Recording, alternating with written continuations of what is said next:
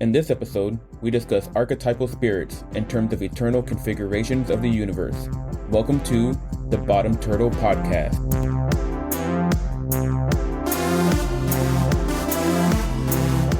Hello, everybody, and welcome back to the Bottom Turtle Podcast. I'm Dr. Shannon Ray, and we're joined by our co-host, Oyani Onamiya. How are you doing, Oyani? I'm doing okay, Shannon. What's up, man? How's the week? Happy new month, like they say.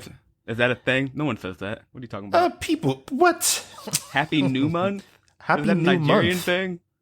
No, people say that. Is it a Nigerian thing? No, it's not. Happy New Month. People post this online all the time. Like, Happy New Week, Happy New Month, Happy Friday, Happy Hump Day. Happy Friday, maybe. Happy Hump Day, no way. Now I know you're making stuff up. Are you kidding me? People say Happy Hump Day every week. Yes, that's such a popular thing to say. I can't even. They're being ironic. That before.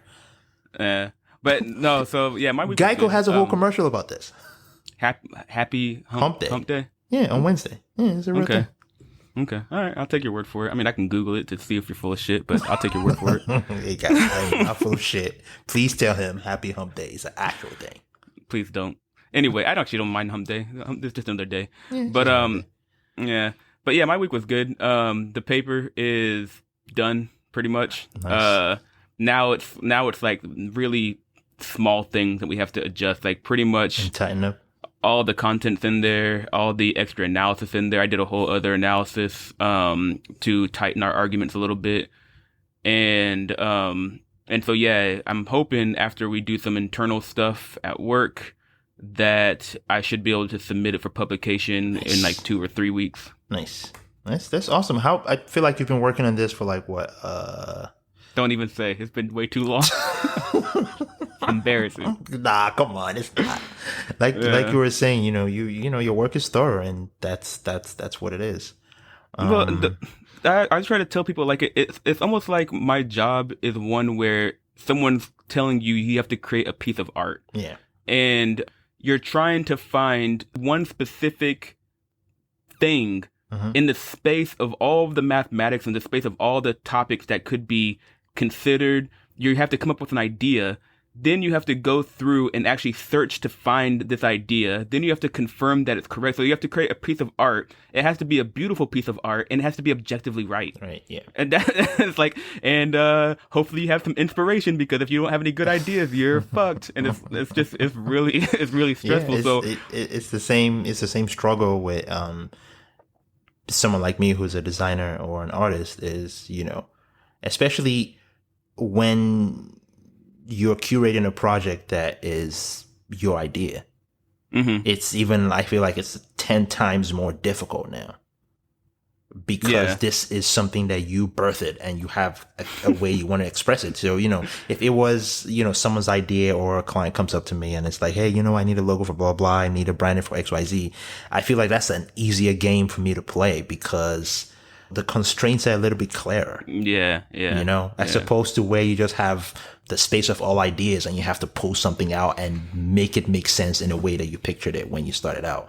I recently gave myself this project to create a different brands, and each one will start with a letter of the alphabet. Okay. And of course, I like that you give yourself little projects all the time, man. It's awesome. Yeah, because that's how you grow as a designer, as an artist. Like, your self-initiated work is one of the biggest things that really improves your work and builds up your portfolio. Is self-initiated work before client work. And the thing about client work is some of the client work you do, you can't even use them for self-promotion. That makes sense. So you need your own stuff to put out there to show, hey, this is what I can do. And the best part is it kind of helps you niche down on the kind of projects that you want to do. Okay, because you can find out what you're good at, find out what you enjoy doing. Mm-hmm. Okay, that makes sense. And people can see your work and go, wow, this dude really killed this, branding for this pharmaceutical company. And I'm starting a pharmaceutical company. That's the person I'm going to go to.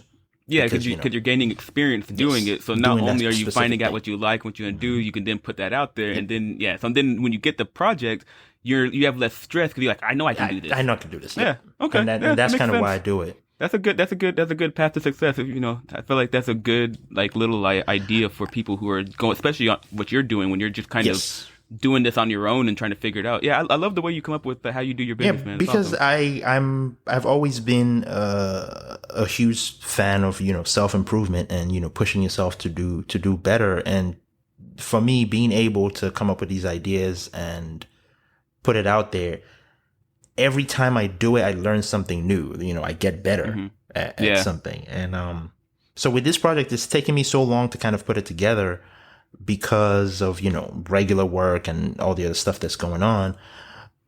And I'm noticing it probably takes me like 3 weeks to complete one of them. And the reason for this is because, I have other things that take my time. But on the other hand, I want to get to the point where that's the amount of time I dedicate to work that I put out. I want to give a project 3 weeks. I want to elevate my game to the point where, I could take on a project and work on it for 3 weeks and be okay financially. I see what you you're have saying. to put in that kind of work, that kind of attention, be that specific about it. So you're trying to put a constraint on. So you're trying to prevent yourself from taking too long. So so when you take on a project, 3 weeks it's going to be out. It's going to be out. Yeah. Yeah. You're not thinking to yourself, it's just going to take me a month. It's going to take me 2 months. Yeah. So there's a constraint. So I really push myself. It's been coming together nicely. I want to get a good ways in, maybe like halfway through, and then I can start posting it on my Instagram. But usually I'll post them on my Behance page every time I complete them. I'm gonna send you a link so you can. I don't know about that page. Yeah, and of course, the other big project that I was working on. I told you about that last week. Oh yeah. Yeah, so that's sent it out. We'll see. Done. We'll see how it turns out. Yeah, that's good. One thing I want to say about the process of doing physics and math, especially theoretical physics, is you come up with an idea and you think that this might be the case. And then as you start working on it, you realize, oh no, that's not the case. That's a waste of time. And you can go and it takes actual courage to search in this space, because every idea you have takes time to investigate. And in your mind, and sorry, you know in your mind that you have to investigate it. Yeah. So even if the idea pops in your head, even you have to investigate it before you know if it's good or not. Yes. And that's the thing, is if you don't have courage in your ideas, then it creates all of this anxiety as to like, do I have the time to explore this idea? Because if you go down a path to explore an idea and it's all wrong, then you might have wasted 2 months. Yeah.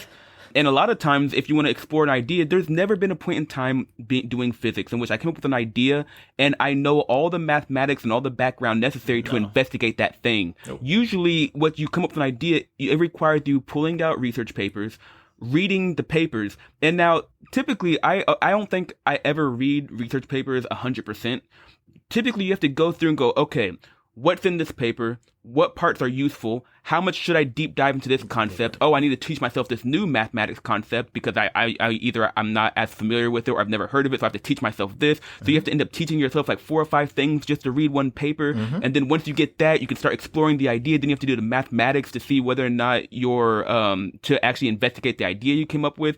And all of that requires a courage in yourself to produce ideas worth investigating. Because if you think that all your ideas are bad, then as you're investigating it, you're just gonna be like, oh, should I investigate this or should I investigate that? And then you have all these options of things that you can do. And if you don't just pick the courage to pick one and go in a direction, you just get stuck. And you just get stuck and just frozen. You don't do nothing. Yep.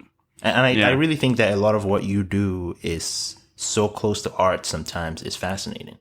Oh yeah, it's so close to art. It's fascinating. Yeah, and I feel like the sciences and arts, they're so linked together because we're both just trying to create something out of the configuration of the universe. And hey guys, I put this and this and this together. Here's what I made. I put this and this and this together. Here's what I made. So even when I work on different things like my self-initiated projects or client work, I could have an idea in my head, like, I want to make this a very vintage looking thing with the photography. I wanted to make it look, really old and vintage. It might not be a technique that I've used before. Yeah. So I have to then take the time, like you said, to go in and research what's the best way to do it. You have to build the keys. Like we were saying, like the second episode of the first season, you got to build the keys because you have to build the keys to be able to bring the configuration that you have imagined and rearrange physical matter to actualize it. And as you were saying, the idea that science is connected to art, everything is art. Like we were saying in, I think, the third episode of the first season, Nomentation Without Representation, when we define art in this information theoretic context, we're talking about it is the process of bringing something from the conceptual space to the physical space. And so it is the act of creating. Yeah. And so whenever you're talking about science or anything that feels like art, it's this process of imagining and bringing things into existence. And so it's just a matter of programming the universe. Mm-hmm. So it's always a matter of, I want to produce my art, which then will display my spirit. Look how my spirit programs the universe. Yep. Yeah. That's exactly what it is. And when you're trying to program the universe, there are certain philosophies or ideologies or customs or processes which basically run down to algorithms of do this, then this, do this, then this. And you identify ones that you want to, like I said, you want to be a scientist. Well, what type of scientist do you want to be? Like there's a category of scientist, and then there's all these different types of scientists, and then you pick one, and then you go into the field of, or the history and the information surrounding this concept. What has humanity produced? And then you start to embody that spirit by studying, by dedicating, by sacrificing, your frustration, by practice, by sacrificing your time to the ideals of that spirit, and then you can create in accordance with its will. Then you can create your art in the way that an artist would, or like a visual designer would, or something like that. Yeah, I think it's really great to. I feel like I was reading something on Instagram a little while ago, and someone had said something about if you do a deep dive into social media and get yourself into that bubble of like artists and creators or whatever, you start to see like what the human, spirit is capable of. It's such a fascinating thing to see.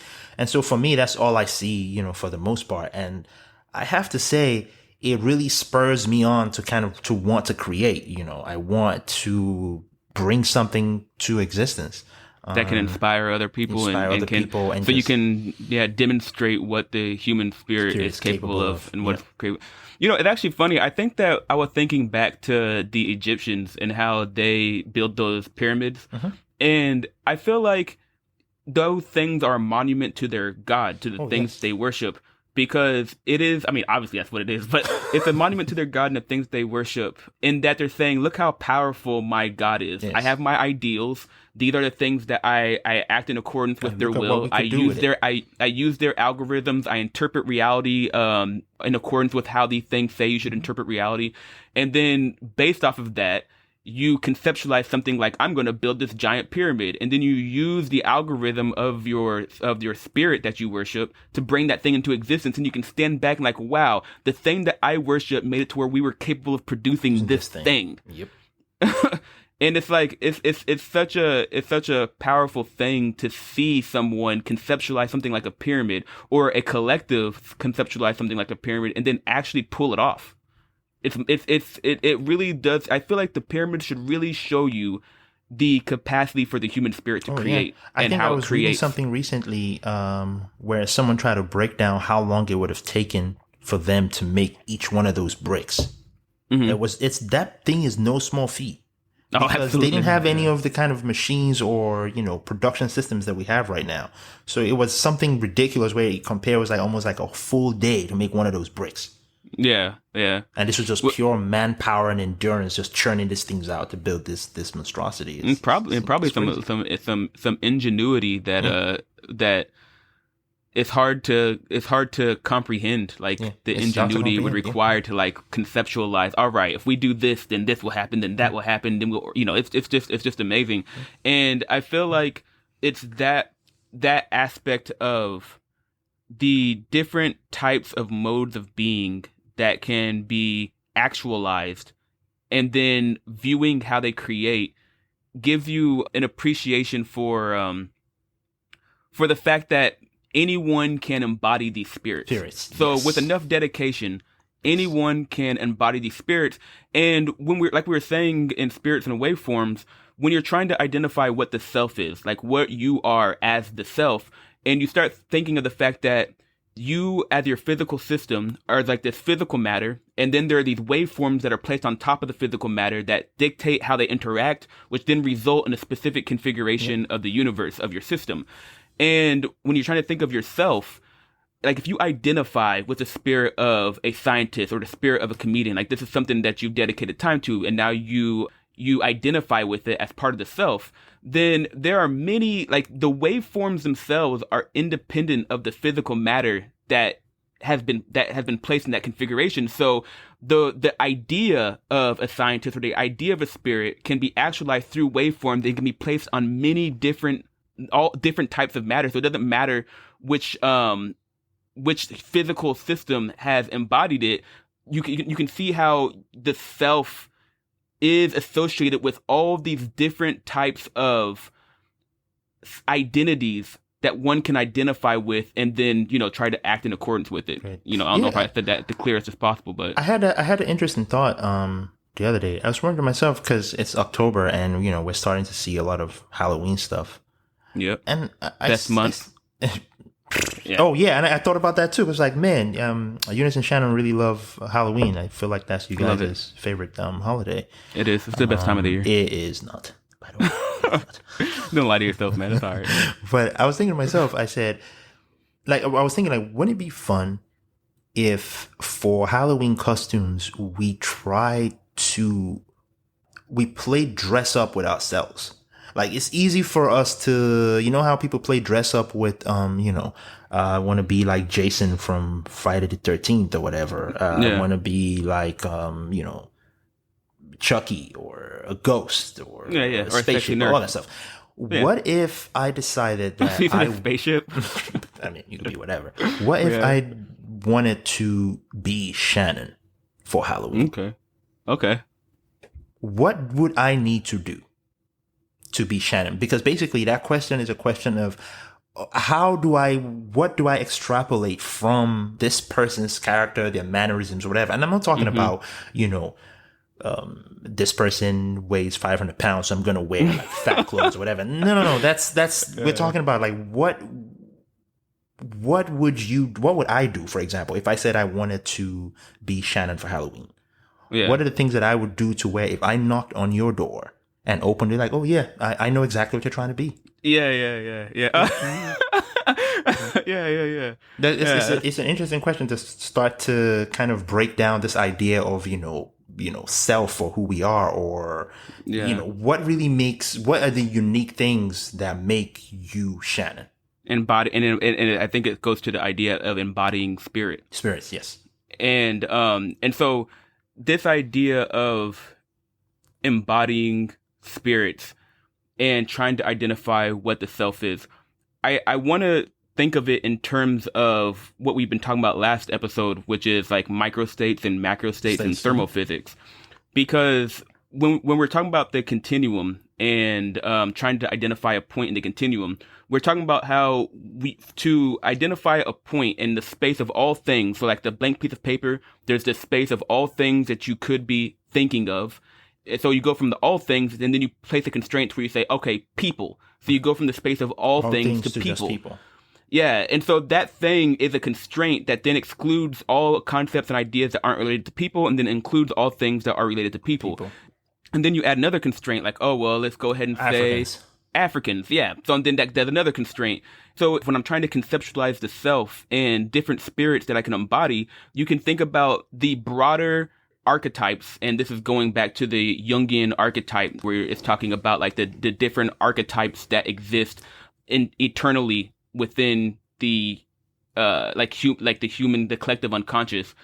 These different archetypes, you can think of each one of those as being like a constraint, like the archetype of the hero. So then that takes from the space of all different personality types, all different spirits that could be to just the hero. And then you have to think, like you were saying, what if I was trying to embody the spirit of Shannon for Halloween? What if you're trying to embody the spirit of the hero? Yes. And so that's one constraint, but that doesn't narrow it down to all different types of heroes there could be. And every time you add a new constraint, you're giving an increased precision of the characteristics of a spirit, but each one of those constraints is a part of the self and what the self is. Jeez. And those constraints can be embodied by different humans. So like different things other than yourself can embody those spirits.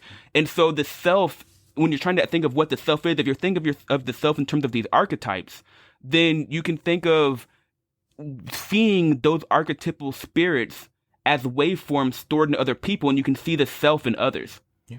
And I think that, being aware of this kind of gets you to see how these different archetypes or these different archetypical spirits, is that how I would say? Yeah, that's right, man.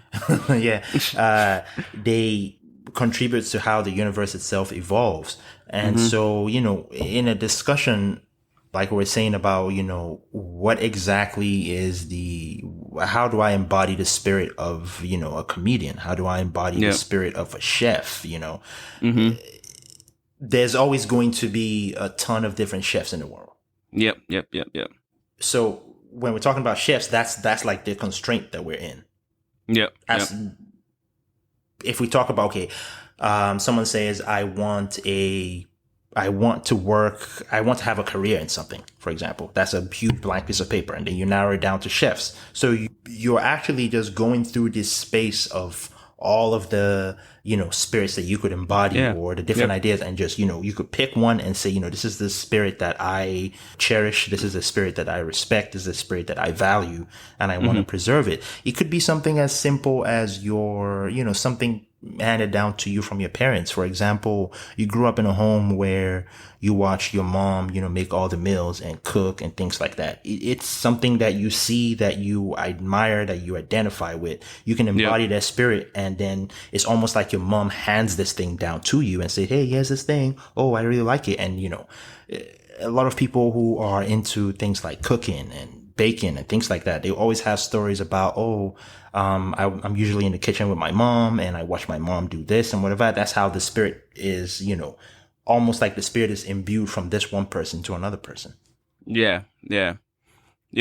And I think that it's important to kind of understand how these different spirits, these different archetypical spirits, how they are eternal.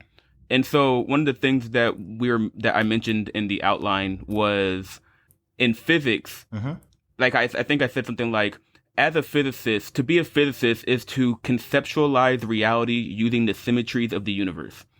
And what I mean by that is the whole point of physics is to try to predict the future state of the universe. So you have some sort of system. That system has these degrees of freedom, so different traits about the system, like its position, momentum, things like that. Like a rock rolling down a hill or something. Like a rock rolling down a hill or something like that. So that would be like a system. And then it has these degrees of freedom. And then you're trying to figure out, okay, if I give these input degrees of freedom, like say its position is, you give it some XY coordinates, and then it has some initial momentum. It's like if I give it those initial data and then it collides with some sort of stationary rock, what will be the resulting configuration of the two rocks after the collision? And so to do that, or if like billiard balls, for example, to do that, you have to look at what's conserved under that process. And what's conserved is momentum and energy. So now it's like, okay, the energy and momentum before and after those collisions have to be conserved. Now I feed it the initial degrees of freedom, and with those constraints, I can now predict the resulting degrees of freedom. But the whole point is that those constraints are trying to tell you something about the symmetries of the universe, the things that always have to be conserved over time. And so when you think about the things that have to be conserved over time, you start understanding that when the universe evolves from one configuration to another, there are a set of configurations that are allowed that could come into existence and a set of configurations that aren't allowed. And, for example, a rock rolling down a hill, if there's a rock on a hill and it's being acted on by the force of gravity and it just rolls down the hill, that series of configurations as it rolls down the hill are perfectly valid given the laws of physics. But if you had the same scenario and the rock was on the hill and only gravity was working on it, and then it goes flying in the air and starts zigzagging through the sky, that is not a configuration that's allowable given the constraints of our universe.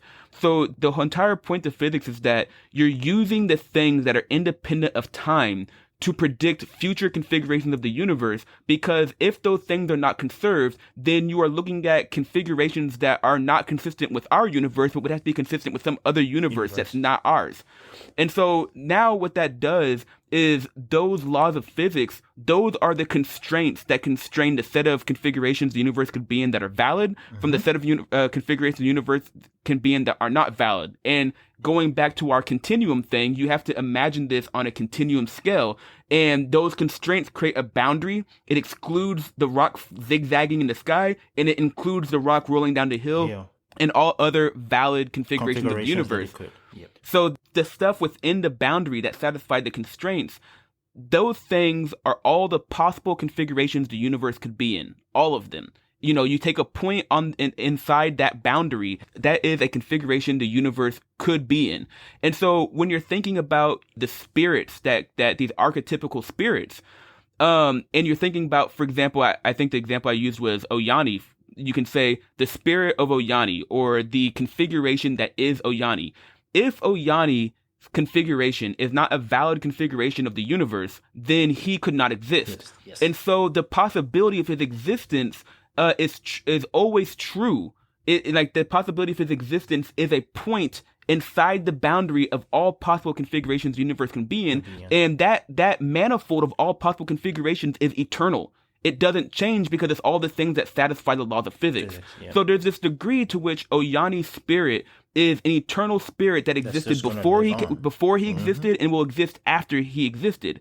And I know that I imagine that people will hear that and think, oh, he's talking about eternal spirits, and who cares if Oyani's spirit is eternal in that sense? The likelihood that the universe will evolve again to bring into existence an Oyani exactly as Oyani is when he was first born or whatever, the likelihood of that is basically zero. So even though you're saying that this internal spirit exists, who cares? It'll never be observed. It's like, well, that's true if we're talking about a high precision point like Oyani, all these constraints that make up Oyani. But let's go ahead and remove some of those constraints. Almost like we zoom out a little bit to see zoom out a little bit from a broader level. You start to see that, you know, all of those things that make Oyani are things that have existed before me and will always continue to exist after me. Yeah, there's like for your customs, like for again, when you talk about what the self is, you have your customs from your culture, from your parents.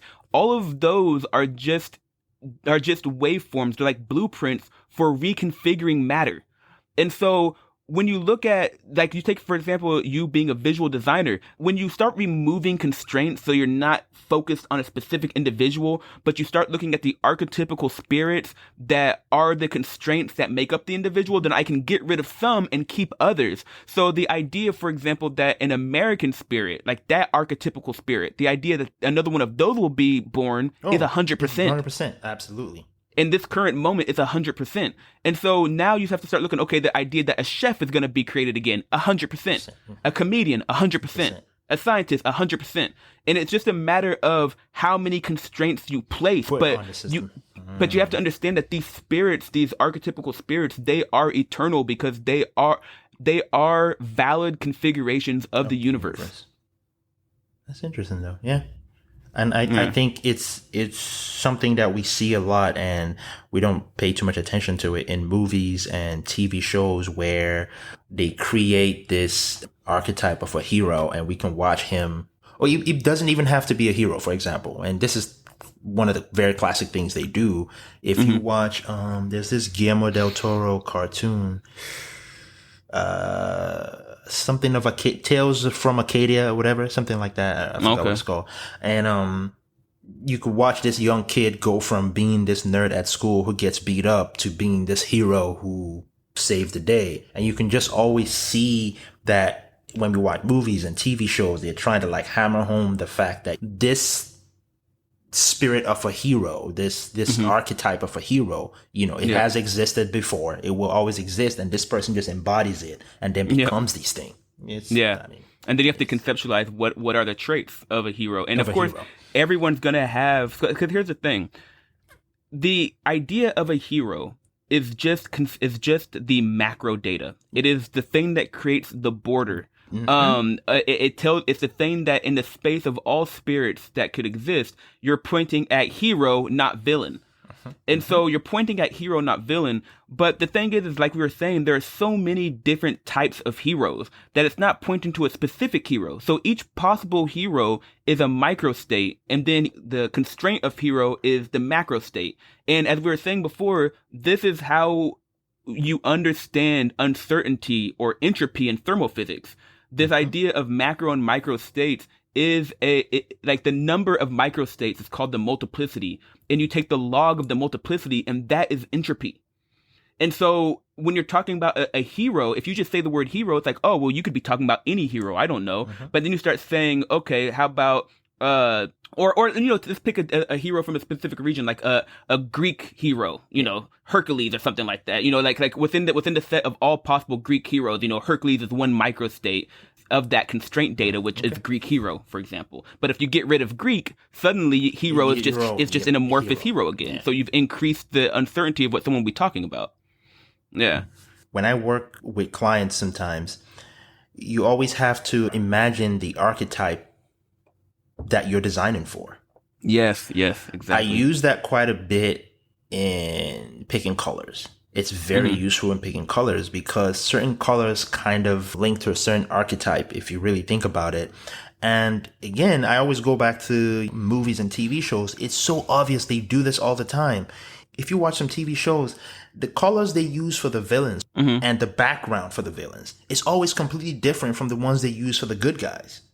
Okay, let me guess.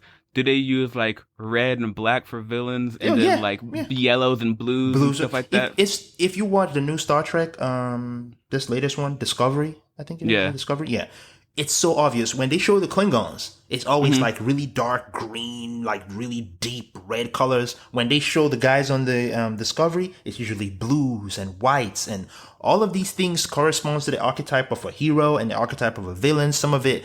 Even sometimes when you watch commercials, for example, they're using red to signify the kind of archetype that we're designing this for are people who are like active and like, you know, people who are going out to do, you know, to get activities or to do different things. So these colors also go back to the whole archetype thing to where they're trying to say, you know, this is the spirit that we are trying to like, we're trying to imbue all of this into the spirit and give it to you. Yeah. Trying to communicate it to you. Yeah. And that was one of the things that I wanted to talk about was the idea of the likelihood that an archetypical spirit will manifest itself in reality. And I think that this is the idea of story, and the purpose of like one of the purposes of stories is to imagine the set of all spirits that can be embodied by a human being.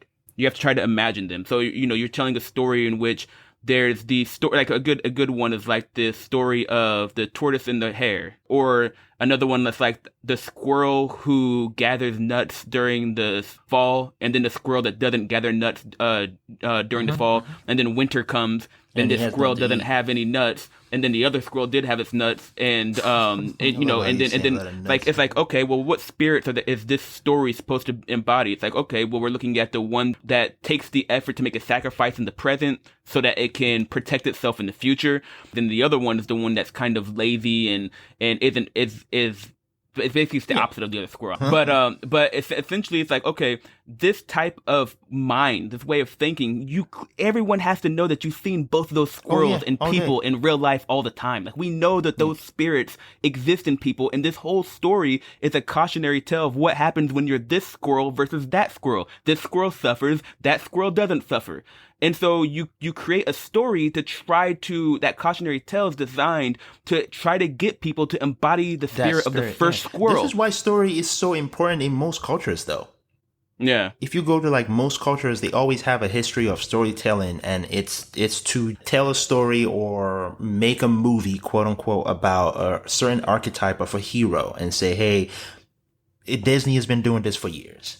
Yep. Years and years and years. And it's just an idea that, you know, once this thing is out there, someone can look at it and just want to embody that spirit of a hero, embody that spirit of a chef. You hear people all the time like, I became a chef because I saw XYZ movie. Gordon Ramsay or something. Yeah. All that stuff, you know. The military uses this all the time when they create these elaborate. I see some of the commercials that the U.S. military puts out, and if I was a young man who was within the ages of like 18 to 20, it looks fascinating. It looks like I want to be this person. This is the spirit that I want to embody. You know, you see the soldiers, you see, you know, the tactical, all the graphics, they're flying everywhere. It's like, this is a spirit that I want to embody. And I don't know that anybody will argue that.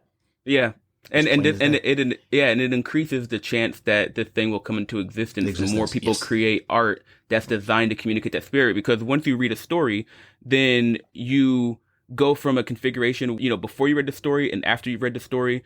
And now that you have data on the spirit, you can start formulating ideals, because the whole point with the squirrels, again, is it's trying to tell you how the universe will evolve. In one case, do you want the universe to evolve in which you're in a state of suffering, or do you want the universe to evolve to where you're in a state of prospering? Because winter is coming regardless. Yeah, because winter is going to come regardless. Like you can't avoid that. And another thing I want to talk about though is you had mentioned something about that episode of Love, Death, and Robots. I think it is. Oh yeah.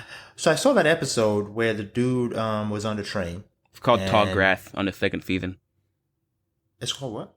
It's called the Tall Grass. It's in the second Tall season. Grass. That's what it's called. Season 2. I feel like it's episode 8, maybe. Yeah, 7? something like that. Somewhere down in the episode list. I saw that episode and I didn't quite get what you were trying to explain, though. So I was going to talk to you about that to kind of break it down for me, because it seemed to me that he was going on this train. On this train, I guess he was bored or he wanted to stretch his legs, whatever. Came out, saw something shiny in the distance.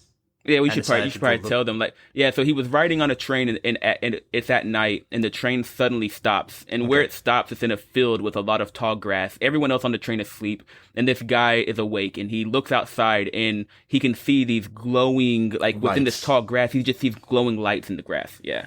So he comes out of his, cabin. Compartment, whatever it's called. It comes out and the train conductor dude is like, hey man, don't go down there. I'm only gonna call for you twice and I'm gonna leave. The dude doesn't even tell him anything is down there, whatever.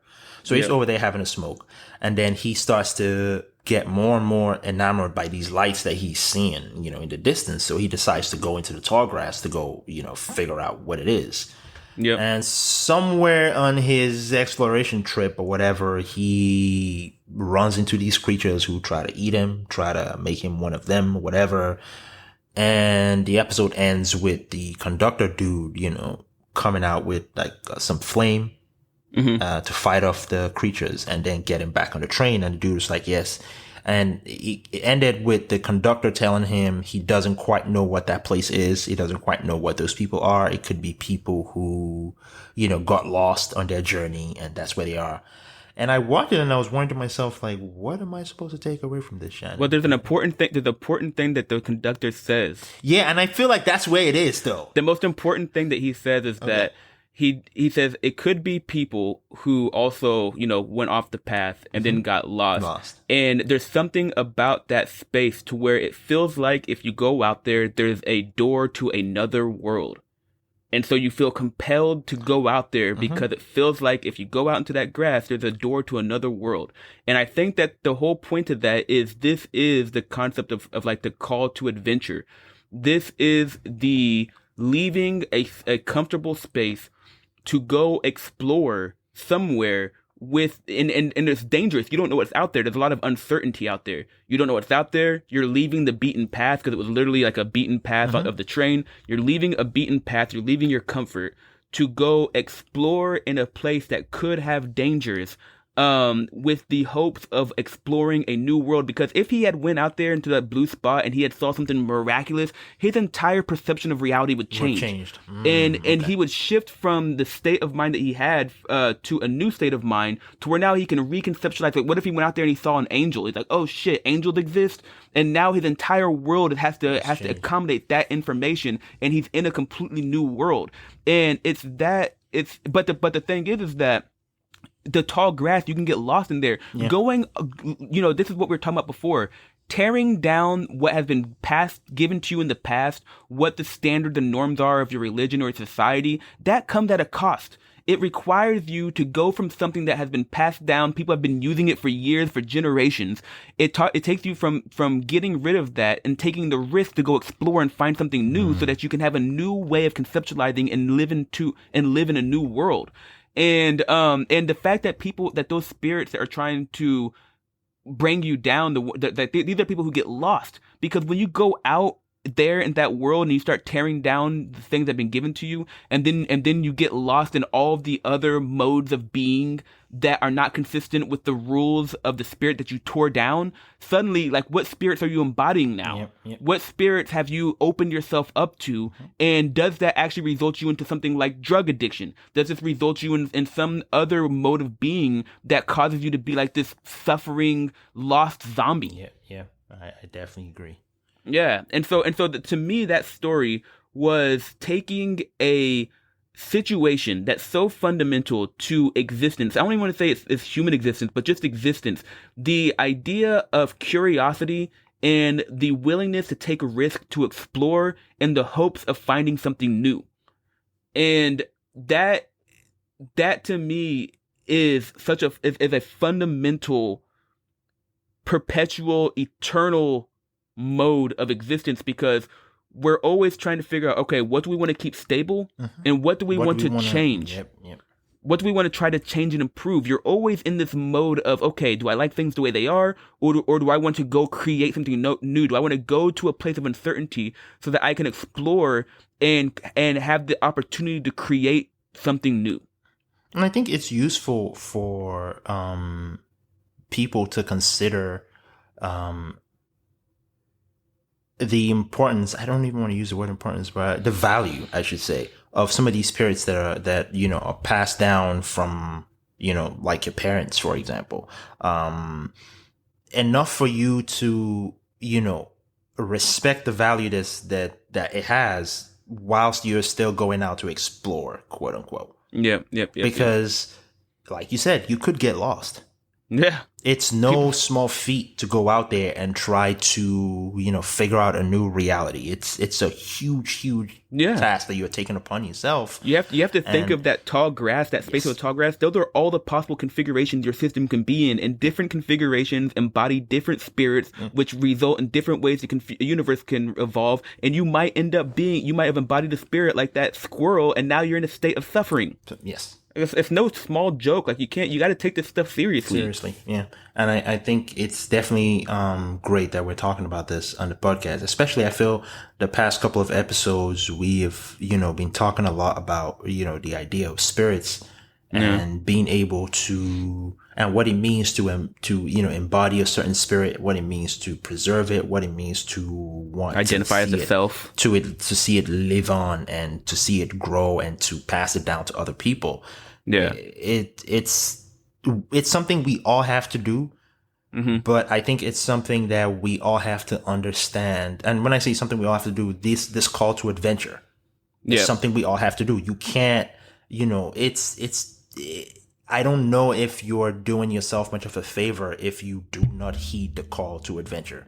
Yeah. But in doing that, you also have to do it in such a way that you respect and you value, the train that you are on. Yeah. And I think that it's also important to know that when we're looking at this perspective of archetypical spirits and constraints and macro states and micro states, you have to think of the human spirit. So think of all things with mind that can exist in our universe, all configurations of our universe that have mind. that are valid configurations with mind. Okay. Then you have to understand that you look at the bear, that is a configuration, and that it'll have a specific mind. And then there's all these different microstates of personality types of different types of bears. You can do that with reptiles. You can do that with probably computer AI soon, And so when you look at that landscape of all possible minds, you have to understand that the human spirit is an archetypical spirit. It is a configuration that the universe can be placed in, and that configuration is always possible. It's an eternal possibility of the universe. The human spirit, we know this because we exist. Yes. Mm-hmm. And so because we exist, we're certain that these are configurations that are consistent with the laws of physics. And so this fact that we have this constraint data of all being human, this is the thing that makes it where we have a collective imagination of what reality is. That is something that we cannot take for granted. Yeah. Because as we were saying in the second episode, what we see is not reality. It is a simulation of reality. Like what we have is a model. It's our soft reality that's used to model hard reality. Some people will say it's a group hallucination almost. It's people say all the time, it's an imagination. It's not real. But no, the thing is, it is an imagination. It is a group imagination, but it's a group imagination of something. And the thing that it's imagining is hard reality. Yeah. And whenever we're looking at our sensory data, like we have this sensory data, and because we are human, the way we process sounds and light and different sensory inputs to construct the cup that you see in front of you, everyone sees the cup in the way that humans see the cup. Yeah. And because of that, we can all live in a collective imagination, which means that mutual information allows us to communicate and program each other at a precision that we can't program an iguana. We can't program iguana with the same precision that we can program a human because it doesn't share the human metadata. Yep. That information has to be shared. Yes. And and like I was saying before, when you're thinking about what is the self, the human spirit is objectively the archetype that every human by definition has. Yes. So if like we were saying in the first episode of the season, the configuration stability principle, like we were saying in that, if it is the case that it's the consciousness spirit, which is a subsystem of the system that is your physical system, if it's its job to make decisions so that it can put the self in a better state, then when you see the self in others, then you should feel like, oh, there's another self over there. Yes. And because I'm the consciousness, it's my responsibility to take care of the self. So I take care of that as well. Yes. And in doing that, we create harmony among the different cells, the different human spirits, which makes it easier for us to create and conceptualize. And it makes everything easier. Create, conceptualize, communicate, everything. It just makes everything easier. And I think we talk about this quite a bit. I guess maybe not on the podcast, but just the idea that some of the things we talk about in podcasts, how we hope that these ideas spread, because it's less about trying to,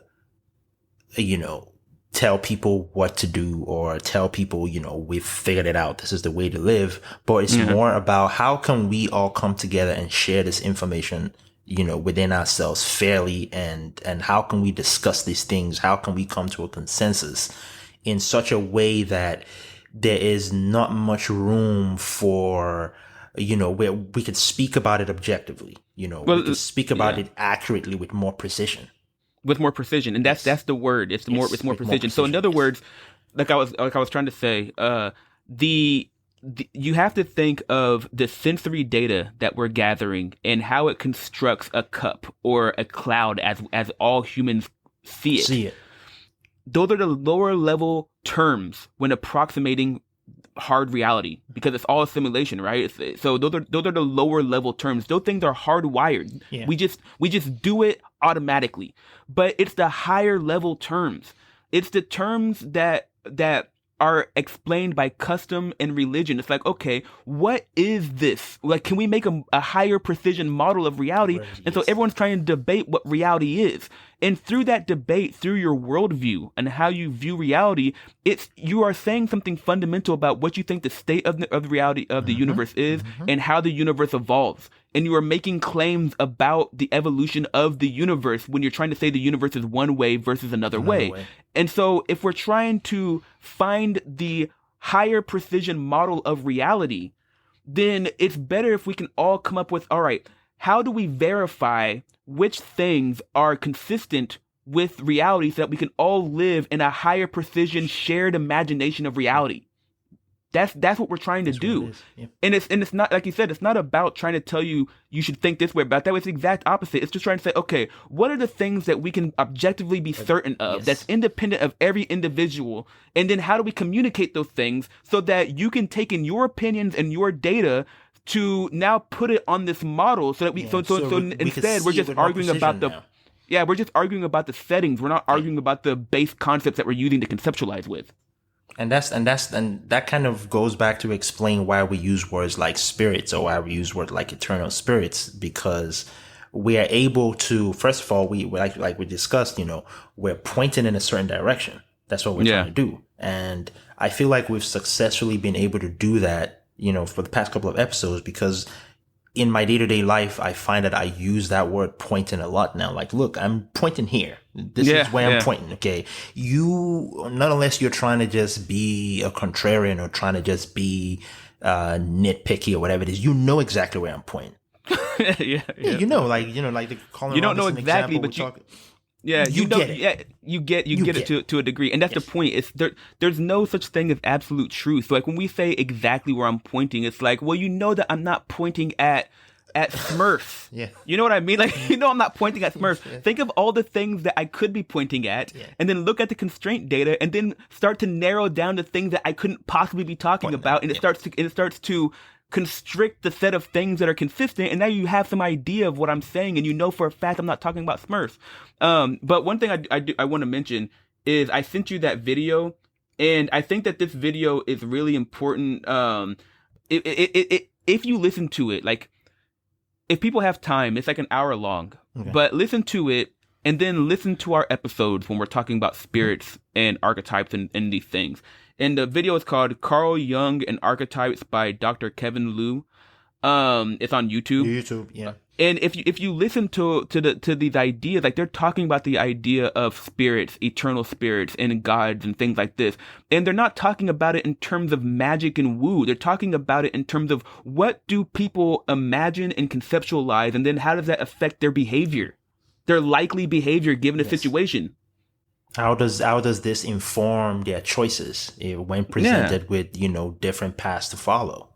Yep. Yeah. And I think that's another thing about story is that if you're trying to tell the story of the lovers, right? So you're trying to tell the story of the lovers. So you're saying that, okay, if you have two things that love each other, these are the likely interactions they'll have.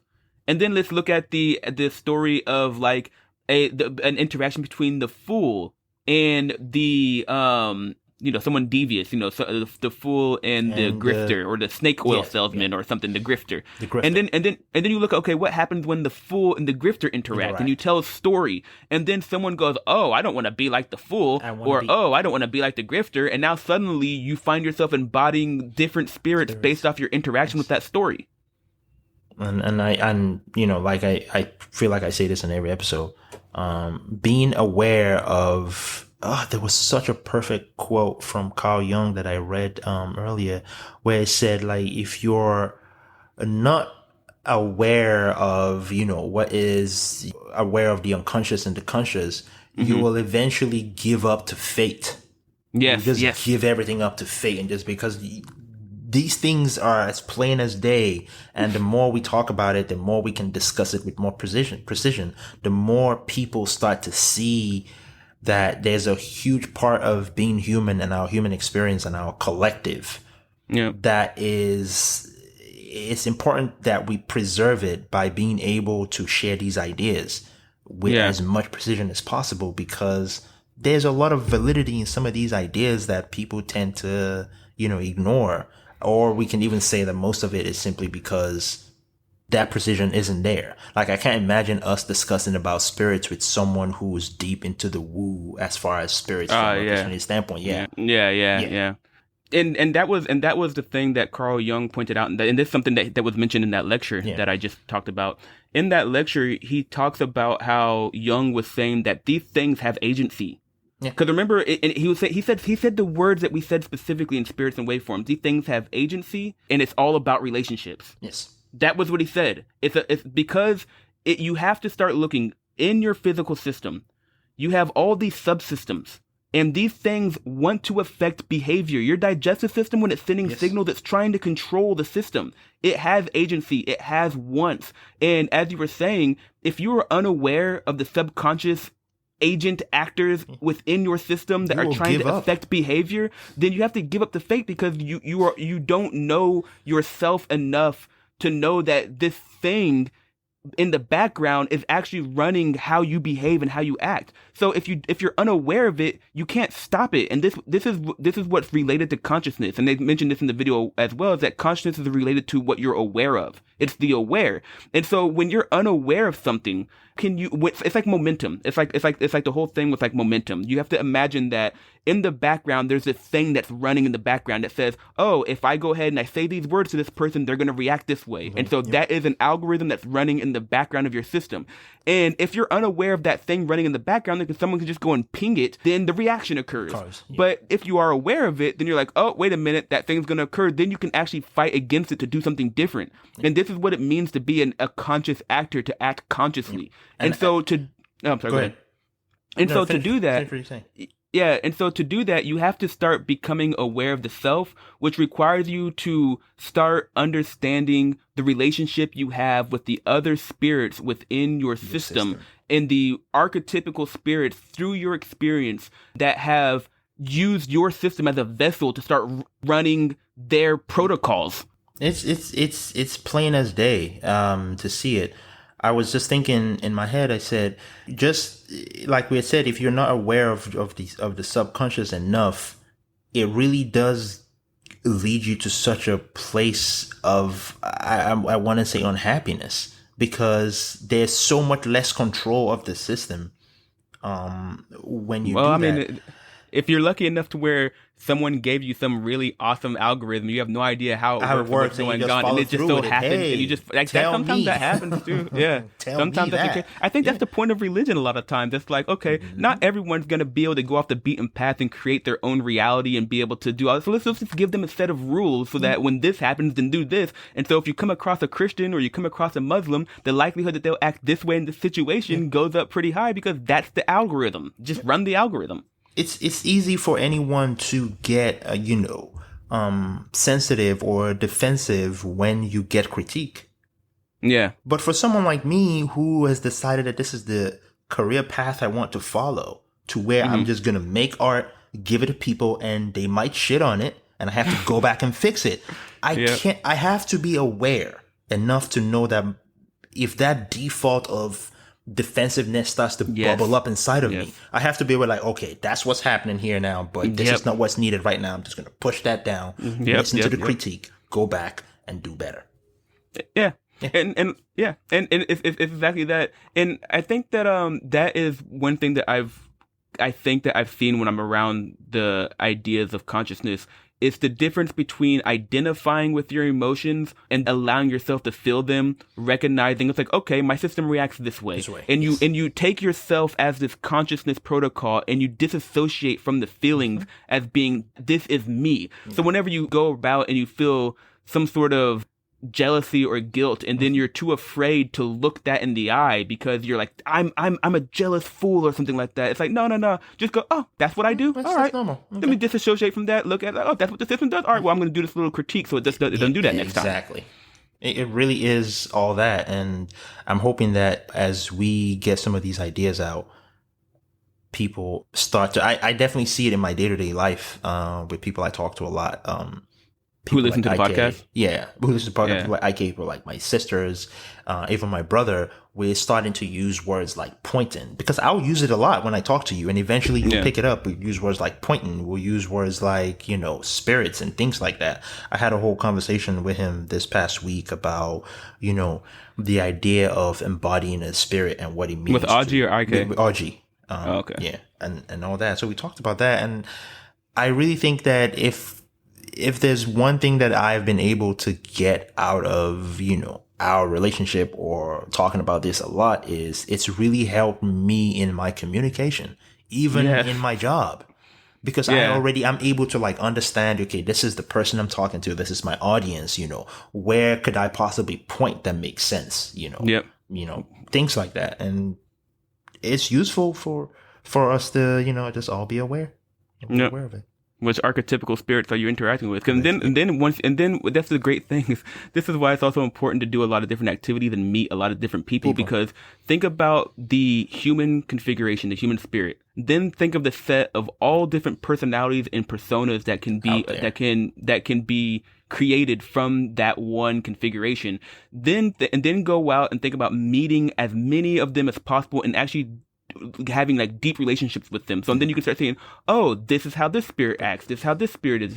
So once you do that more and more, when you go into a room full of people and you start having a few interactions, like, all right, this person's more like this person's more like that. And you can actually start creating a structure of the space. So it's like walking into a room and you have the physical room you have to navigate, but you can start constructing an actual configuration in your mind of the conceptual space that you have to navigate on how to interact with these people. And this probably explains why unpredictable people make us very uncomfortable.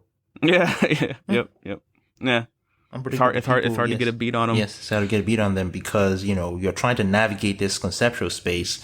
And you can't, subconsciously or even just off of history or whatever data you've gathered, figure out who this person is, how this person will react, and things like that. So, that's actually a point that I was making about abusers. So people who are in a relationship with someone who is nice sometimes and then suddenly will just go off the rail and be mean. Like, you have to think about how stressful it is to be in a relationship with someone who you go into a room, you don't know which one you're going to get that day. Are they going to be nice or are they going to be mean? When they're nice, they're the nicest person in the world. But when they're mean, they're violent.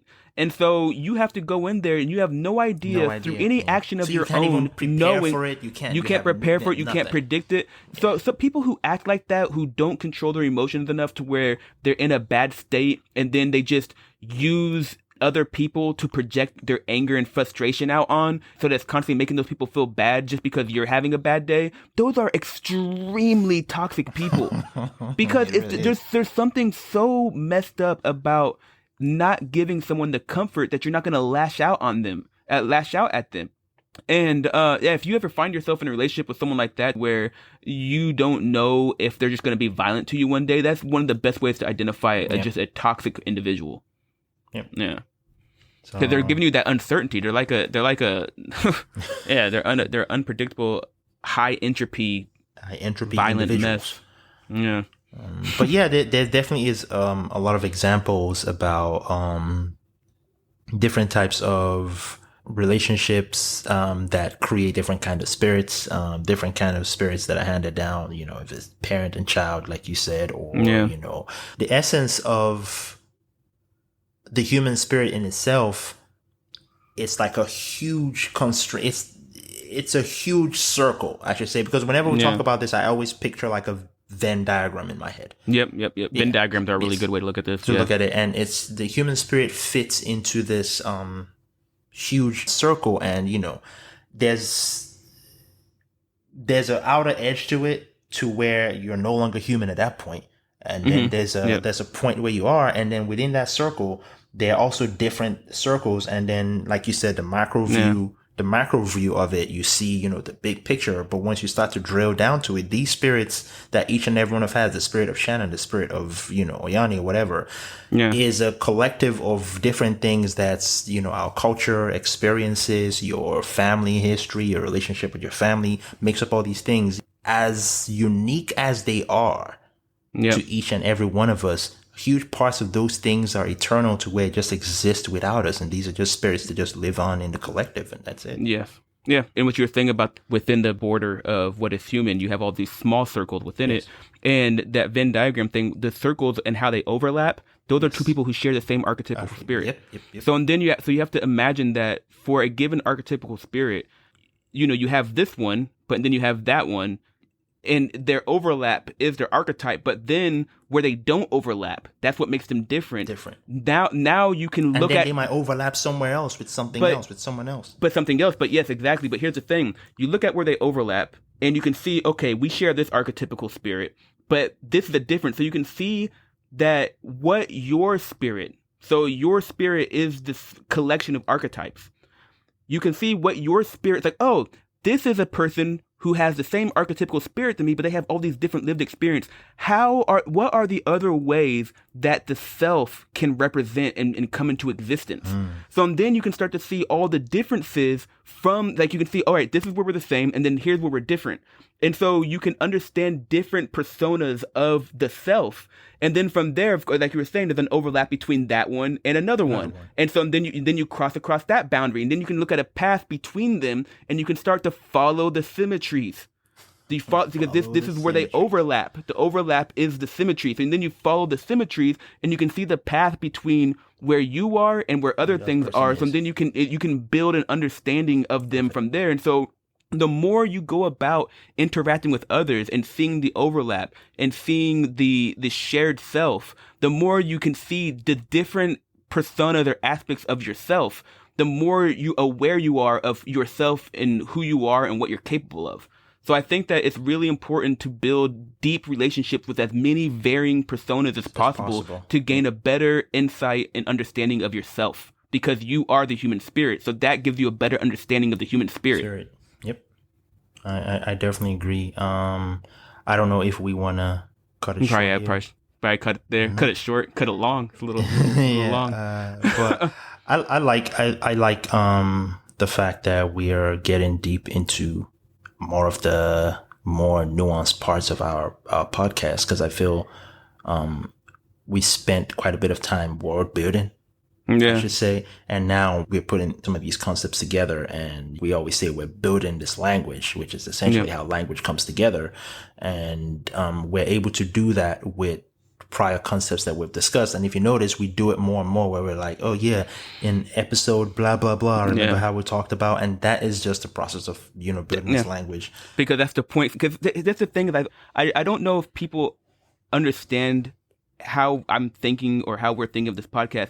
Each episode is like, it's a whole thing. Yeah. It's not a bunch of individual episodes. It's not episodic. Yeah. This is one large object. Yeah. And the reason why we keep referencing episodes is because to understand the language, you have to interact with it enough so that you can generate the symmetry, so that when you get data, like whenever you have an interaction, you get data, your system automatically starts going, it's an algorithm, it's language, it's this, and it starts filtering it for you automatically. But to be able to do that, you have to interact with it enough to where you can actually start building the symmetries on your own. And so, that's what we do all the time. Like, no matter how we discuss, no matter what topic we're discussing, it could be a movie, it could be Christianity, politics, the news. We always filter it through this language because it's a more precise way for us to communicate our ideas, and, we can understand and really analyze data better. Yeah. Because the whole point is that if you've embodied a specific archetype, then that archetype is going to take in data, it's going to interpret it, and then it's going to output interpretation, will then affect your behavior and your interaction, which then affects your spirit, right? So in that process, different archetypes process data differently. And so what we're trying to do is like, okay, is it possible for us to find the constraint data that is consistent with all valid archetypes, such that when you get data, all of them interpret the data? They all interpret it. And so instead of just getting one interpretation, you get all the possible interpretations there could be. And then with that data, you can have a high precision interpretation of that thing, because all those interpretations are consistent with the data. So it should be a higher precision interpretation of what occurred. Something like that. Yeah. I like it. And I don't know if we want to do the plugs? The plugs, but no, you do the plugs, man. That's your job. I don't do the plugs. What are you talking about? I'll screw it up. Yeah, but guys, the one thing I want to say though is I really appreciate this platform that we both have to express these ideas. This is beautiful because if you think about it, 6-7 years ago, this wasn't even a thing that we could, conceptualize doing. And I think it's so easy as humans going our day-to-day life. We don't take a step back too often to kind of see how far we've come. And it's so easy to want to look at it as this really negative, space that we're all stuck in. Yeah. But, we've grown so much in the last decade, as far as even just looking at something as literal as technology, to where we now have this platform to be able to disseminate these ideas out to people, something we probably wouldn't have thought to have, 10 years ago. And so I appreciate that. Yeah. I appreciate the fact that we can do this. And I want to thank you guys for also listening. And if you love the podcast, share it with your friends, post on your socials. And if you have any questions, hit us up on Facebook, Instagram, and Twitter. We are on the Bottom Total Podcast, and we have a subreddit as well, the Bottom Total Podcast. Leave us a question, send us an email, however way you want to contact us. We want to engage with you guys, and we also want to, take in some of your data and, filter it through our system and, extrapolate meaning from it. And as always, we will discuss it on the podcast. But like they say, stay turtling. Stay turtling. Yeah, there we go. Peace.